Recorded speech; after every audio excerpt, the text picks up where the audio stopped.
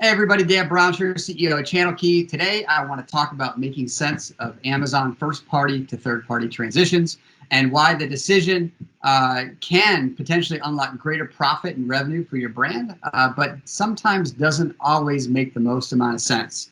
So first off, the basics. 1P, Amazon, stands for first party. This is where you have a wholesale relationship with Amazon.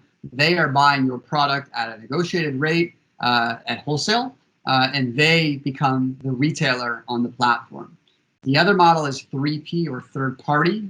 Typically, brands or manufacturers will have a seller central account in this model, and they, in effect, are selling the product directly to the consumers and making retail margins. So wholesale margins versus retail margins, which is very important. The same basic traffic driving and optimization levers and principles are in place for both for the most part. So that is mostly the same. So there are really three common reasons why brands typically want to make this move. We see it all the time. The first and biggest one is mitigating channel conflict and maintaining pricing control. So Amazon buys product. They will not sign a MAP agreement. And so if you want to control your retail pricing and not affect the retail relationships you have with other retail partners, it can be very challenging at times.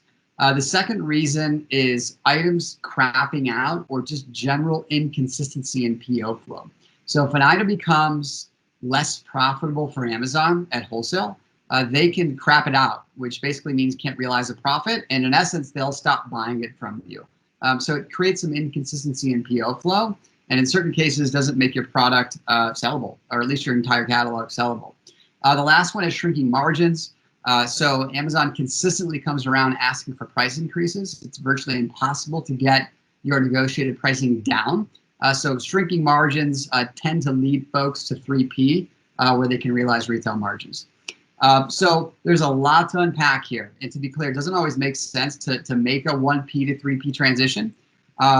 Really, it requires a deep analysis into your product type, into your assortment, into your margins to make a determination. And we do it all the time. So for more information, click on the post, message me directly, or visit us on www.channelkey.com. Thank you.